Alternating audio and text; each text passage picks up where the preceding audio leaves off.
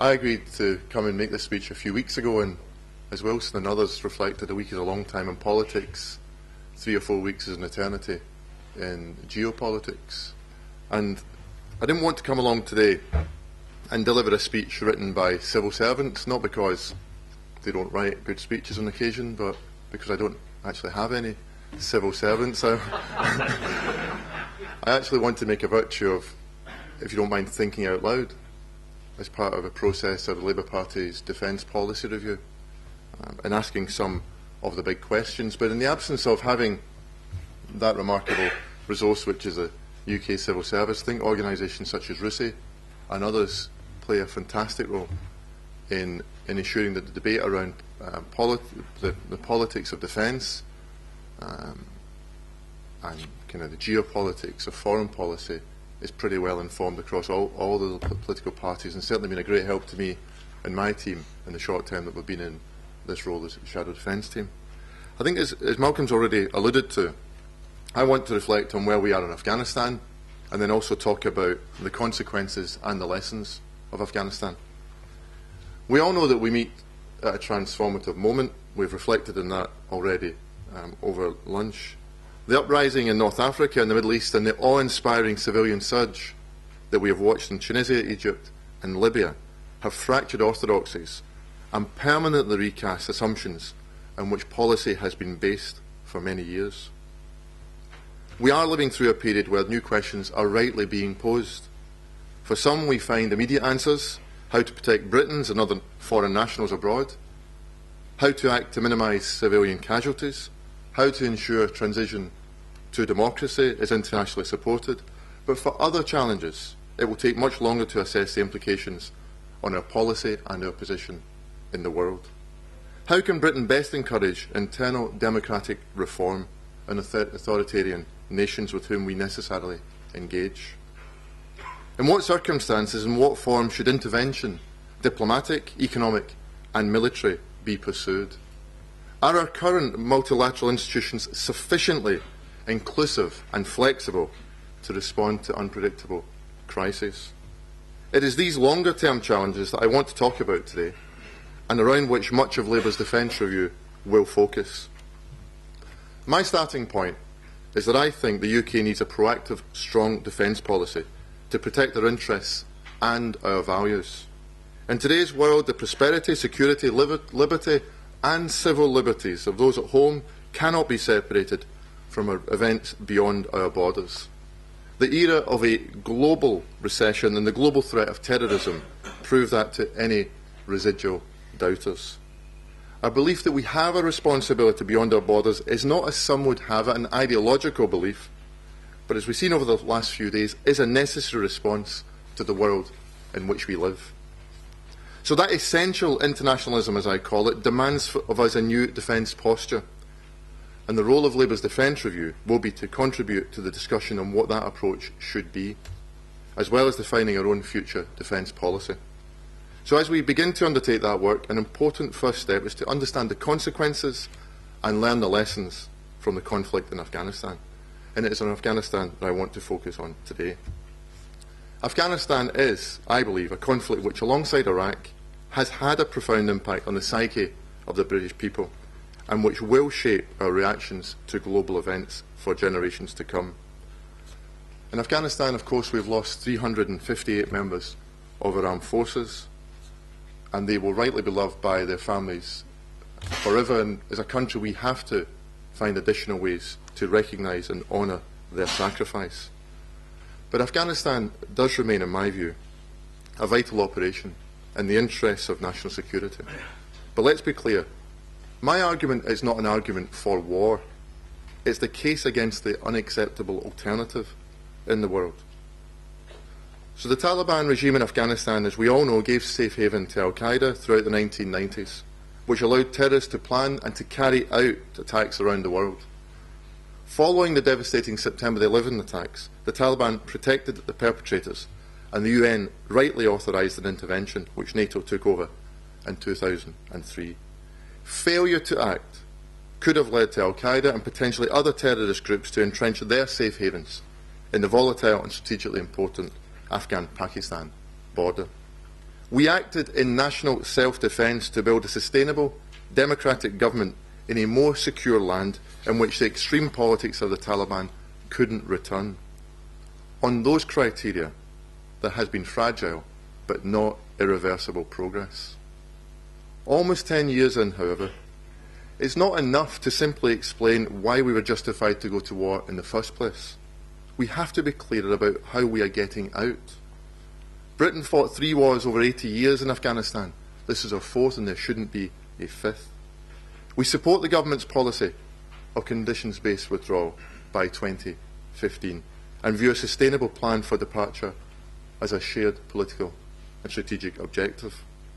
The role of the opposition in this Parliament will be to work wherever possible to help make that a reality, but to also scrutinise closely the progress being made on the ground, helping to ensure that our forces have the correct strategy and necessary capability. Our aim, as we know, is not to build Hampshire and Helmand, but it is in part to ensure that Helmand does not come to Hampshire. It is to develop domestic security, infrastructure and local self-governance to a point that coalition withdrawal does not precipitate a collapse, but rather a continuation of that fragile progress, making certain that the circumstances that led us to go in can never reoccur again. But there is, of course, a limit to the impact of military might. We cannot spend the next 1,200 days in an increasingly kinetic effort. As the Foreign Affairs Select Committee this week made clear, there is no military solution to what is essentially a political problem. Looking at some of the international experiences, and we all know that every conflict is unique, but there are many similarities. There are no exact parallels, but when I was in Kabul last month, some of the Afghan politicians that I met themselves talked about the comparisons with Northern Ireland. There is, of course, limited read across, but there are some lessons we can learn. More from the approach, I think, of a Tory government 20 years ago, rather than the Labour government before it. Labour's Northern Ireland Secretary Roy Mason said, and I quote, "We should squeeze the IRA like a tube of toothpaste." Almost 2 decades later, John Major allowed talks with the IRA while the IRA were planning a massive escalation in the conflict in what they themselves termed their own Tet offensive in Armagh. That significant shift in government approach wasn't driven by party politics or change in government. It reflected the sense of possibility of a changing IRA policy. Back then, the IRA were for years been beaten but were not defeated. But look at what succeeded. The IRA were weakened by intelligence spectaculars, infiltration of their active service units, cutting off external support of finance from the US and arms from Libya, and crucially, a political path of the ballot box and the Armalite. Once accepted, the ballot box and the Sinn Féin's search for middle-class nationalist votes became as big a limiting factor on the IRA's Armalites as the British Army ever was. So amongst the many differences between that process and Afghanistan is that there is not yet the sense that there exists a realisable political demand that we can negotiate around. The similarity is that we must foster political will by better understanding and engaging the insurgents. So I want to turn to the drivers of the insurgency in Afghanistan. To use a term, as I've already done so, the Taliban in the singular suggests a homogeneity that is not reflected of the reality. As this audience knows, there are multiple factions and insurgents are united by sometimes divergent grievances, whether frustrated Pashtun nationalism, family or tribal feuds, poverty, unemployment, lack of education, or resentment at chronic corruption. Most are driven more by practical concern than by ideological belief. Given this diversity, we cannot devise a single strategy, but rather we need a single overarching objective, which is, alongside the effort against the insurgents, an assault on the conditions that give rise to support for them. There are, I believe, 5 areas central to achieving this by which we will judge progress, which should command the focus of allied governments and allied militaries. The first is the legitimacy of the Afghan government. Your legitimacy can only be gained once the government abides by the laws it sets and expects of its population. That means an end to corruption, greater respect for democratic institutions, and formal governance at a local level, in a country where democracy, as we know, has shallow roots. Second is fear and the rule of law. If the people of Afghanistan continue to live in fear, the insurgency is winning. To enforce both security and justice, we need to build the capacity of the Afghan National Police and the Afghan National Army, which relies on improved force recruitment and retention, focusing on training, but also ensuring forces better mirror the ethnic and regional makeup of the areas in which they operate. The third is understanding and overcoming the grievances. Insurgency depends on a sense of grievance to survive. Grievance has its roots predominantly in social and economic failure, and the Taliban itself fosters grievance to disrupt the very economic and social advancement which would heighten the chance of the population switching its allegiance away from their ideology. To rid Afghanistan of those conditions would be to rid the Taliban of the fuel of its popular narrative. But there are also local, idiosyncratic grievances which also must be navigated. And key to overcoming those, I believe, is self-determination. The fourth issue, as we all know, is poppy trade, which accounts for between 40% and half of the Taliban's revenues. We must disrupt it by securing the areas in which opium cultivation is highest and supporting legal agriculture, demonstrating to people that success for the government is the route to economic advancement. These issues are all undisputed drivers of the insurgency, but their reduction or abolition will only come if coupled with a political process that respects tribal diversity, strengthens parliament as well as regional and provincial governors. The absence of significant diplomatic progress should be a ringing, distant warning bell, which until we make greater progress will get louder with every passing month. The fifth key issue then is our political progress. Afghanistan doesn't have a Mandela. Of that we are sure. At the moment, it's not clear that the insurgency even has an Adams or a McGuinness. Certainly of the 1990s variety. There are plenty from the early mould of the 1970s. As my colleague, the Shadow Foreign Secretary Douglas Alexander, has said, the military surge must be matched by a political and diplomatic surge, as part of an effort to secure an inclusive political settlement within Afghanistan, as well as a regional framework respecting Afghanistan's stability and sovereignty. We are now, I believe, at the point where there should be a review of the political strategy, every part as deep as the Obama-led ISAF review of military strategy. The process must be Afghan-led, yes, of course, but at this stage it needs an international community to lead in helping the Afghans arrive at their strategy. In getting there, we need to maintain military effort, of course, alongside the parallel processes of reintegration and reconciliation. But the internal political track won't succeed in isolation of regional political engagement. The Bonn Agreement failed to bind Afghanistan's neighbours into the long-term project of building a new and more peaceful country. However, all the regional powers do have a strong interest, I believe, in realising in Afghanistan that no longer exports drugs, extremism or refugees. We do need a UN-led agreement which recognises the differing interests of countries in the region, in which each agrees to protect Afghanistan's sovereign integrity and support the reconciliation progress. Afghanistan, in turn, must not allow its territory to be used against others. And here, of course, the role of Islamabad is critical. The Pakistan military has moved against Al-Qaeda and Pakistan Taliban leaders, but we need to see greater action against Afghan Taliban and a role in bringing the Taliban to the negotiating table.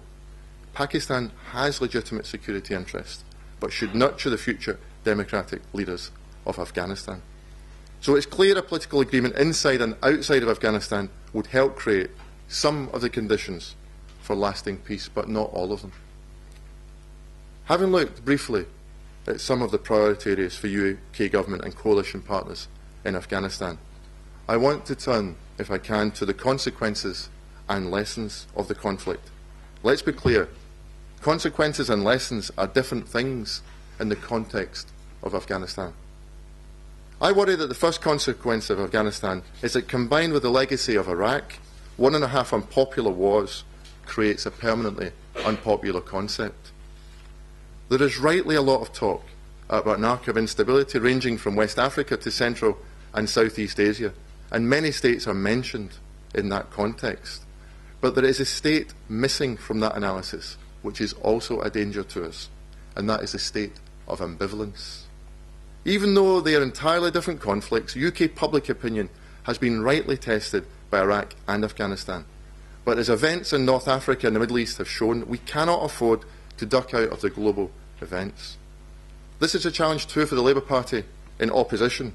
I want to be clear that in opposition we will not fall for the temptation to avoid the difficult conversation.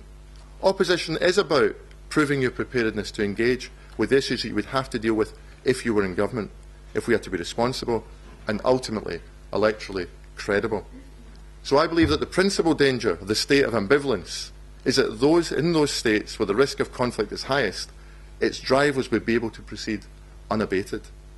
During the 1990s, the administration of George Bush Sr. intervened to prevent famine in Somalia and to aid Kurds in northern Iraq. The Clinton administration returned an elected leader to power in Haiti. NATO ended the war in Bosnia and stopped Slobodan Milosevic's campaign of terror in Kosovo. The Blair government halted a civil war in Sierra Leone, and the United Nations authorised life-saving missions in East Timor and elsewhere. As Madeleine Albright has written, these actions were not steps towards a world government.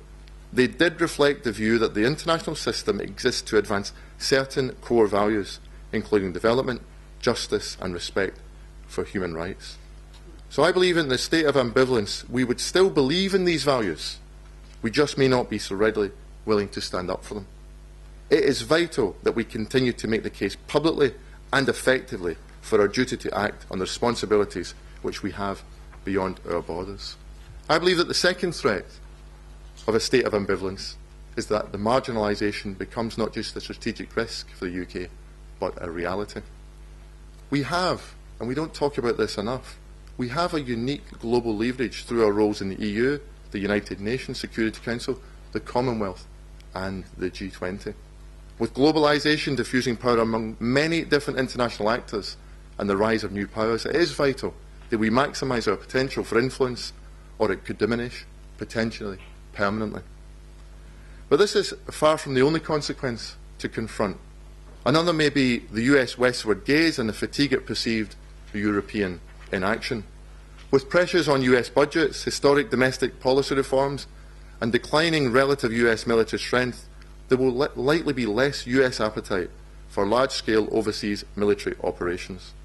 So while post-9/11 Afghanistan was a compulsory war and saw the UN sanction the invasion of a member state for the first time, there may be increasing resistance within the US over its involvement in discretionary conflicts of the future. So the combination of these consequences makes me worry that if Kosovo occurred after our combat role in Afghanistan has ended, we may intervene militarily less quickly, less effectively, and with ever more people saying that we should not have been there at all. So having looked briefly at just two of the consequences of Afghanistan, I want to turn equally briefly to 5 of the lessons. The first painful lesson, I believe, of the past decade is that when we invade another nation, we immediately take ownership of the problems without necessarily being in possession of all of the solutions. We own the poverty, we own the instability, we own the sectarian tensions, and we also own the contemporary and established grievances. Recognising that is why the Afghanistan build phase and the clear hold and build strategy is so important. But the lesson is that where force is necessary, it should not be separated from the peace. The post-conflict peace plan must be a core part of the pre-conflict battle plan. Recent events have shown that in future stability will be based as much on the extent to which we support systems which empower people, enable them to participate in the global free flow of ideas, and to be part of a civil society as much as it will depend upon agreements bilaterally agreed between two governments. For those countries with whom we have a working relationship or whose failure threatens international security, we must be in the business of building capacity, not in a way that leaves Western created administrations dependent on overseas aid, but by enabling effective national and local governance, framework for civil justice, the functioning rule of law and legitimate civil police. We must continue to support the concept of coordinated defence and defence should sit as part of a wider, joined-up development and foreign policy. This is not nation building. but creating the conditions that will allow populations to build their own future.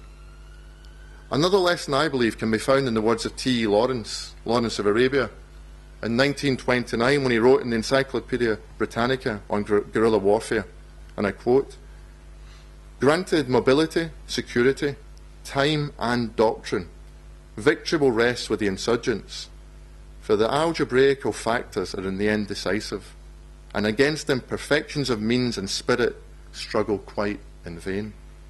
While I don't share Lawrence's conclusions, it is an old insight into the challenge of insurgency and the continuing need to adapt military hardware and planning. In that context, I believe the government's defence review raises serious questions about whether we have the ability to do this. We have seen recently that civilian efforts need to be supported by and coordinated with military capability. The country wants to know what the impact of government cuts will be on our defence capabilities in this changing world. In particular, whether the decade-long carrier strike capability gap, cuts to maritime capability, and the scaling back of plans to increase the helicopter fleet limit our ability to respond to crises. Reform of the defence budget is of course necessary, and that's why my first announcement as Shadow Secretary of State was a review of defence procurement.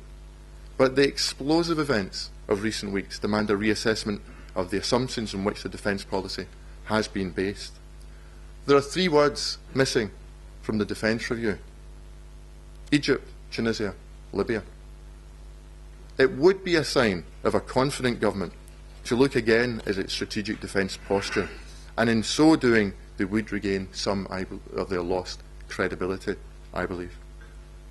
2 further lessons concern multilateralism and also the European Union. In a world going through this period of convulsion, there are some who say that the future is a return to the 1990s. In that post-Soviet era, the sense was that a combination of international agreements, overseen by UN institutions, would manage the uncertainty. Instead, we are a period of US unipolarism and a shift towards coalitions of the willing. In the context of Kosovo, NATO nations found their own legal or moral rationale for military action outside of the United Nations. At the time, the then UN Secretary-General Kofi Annan said, and I quote, "To those for whom the greatest threat to international order is the use of force in the absence of Security Council mandate, one might ask, not in the context of Kosovo, but in the context of Rwanda, if in those dark days and hours leading up to genocide, a coalition of states had been prepared to act in defence of the Tutsi population, but did not receive prompt authorisation, should such a coalition have stood aside and allowed the horror to unfold?" In the endgame of Afghanistan, I believe, and post-Iraq, the question of where the United Kingdom and the European Union sit on the spectrum between binding international multilateralism and ad hoc military and diplomatic coalitions remains just as pressing. And Europe has got to decide if it's serious. European member states have to be more honest with each other about their capacity within NATO. There are too many never-to-be-used battle tanks, unusable fast jets, and undeployable army conscripts. George Robertson last year called it a scandal. And amongst all the talk of the coalitions of the willing, the act of creating a coalition of the capable may be the bigger future challenge. Now, I don't believe there will ever be an EU army, and in my great-grandchildren's lives there certainly won't be. But there do have to be better prepared, better partnered European forces. Not so that we can return to Afghanistan, but so that we can look after the interests of our own neighbourhood. The UK's military planning has for years been underpinned by the posture that we most likely won't engage in a large-scale future operation outside a coalition with the United States. The only possible exception, of course, is the Falklands, which is a subject for another conversation. But we do have to think seriously about what additional smaller-scale coalitions of fellow Europeans could and might look like in the future. The final lesson I want to draw from Afghanistan, of which there are many and I can only touch on a few today, is a lesson about defence diplomacy. This isn't new, as you all know. The Roman Republic invited the sons of neighbouring kings to be educated in Rome, and Napoleon planned to order the entire French army in Egypt to convert to Islam to help establish French rule. The Taliban and Al-Qaeda know it as well. They know the importance of defence diplomacy. The Taliban leadership renovated printing presses in the 1990s, and the media soon became part of their operational fabric. But just as it's not new, defence diplomacy isn't just for the abroad either. It should start at home. War is always controversial, and it is often rightly unpopular. But I don't want to let the anger about Iraq trump the shame of Rwanda. That means, I feel, making clear the intentions behind military actions, as well as countering our enemy's propaganda for domestic and international audiences, fostering serious debate in the Muslim world, at home with the diaspora and abroad, and breaking down the barriers between the military, political and civilian worlds. During the Kosovo conflict, George Robertson reminded me that there were 3 daily press conferences aimed at the populations of the Balkans and world opinion. By contrast, public opinion in Afghanistan has swung dramatically, and governments have experienced serious political damage as a consequence. Governments need to do a better job of explaining and discussing Afghanistan within their own publics. Here that includes the previous Labour government as much as today's Tory government, because winning the hearts of Afghans is compulsory, but retaining the consent of the people of Britain is essential. So Malcolm, in conclusion, I want to finish where I started by saying again that we all know the world is changing spectacularly and rapidly. We don't know where the current events will end, and indeed many will debate how and why they started. The fact is, at the moment, no one has conclusive answers. But I want to make a virtue today and in future of not pretending to hold all of the solutions, but I have the genuine intention of wanting to pose some of the bigger questions, which we'll all have to confront over the next few months. Britain can and should play an important part of shaping world events as a player and not a spectator, and with the armed forces at its heart. And I hope that today's event, the conversation that it leads to, and Labour's defence policy review, which I invite you all to become involved in, becomes part of that. Thank you very much.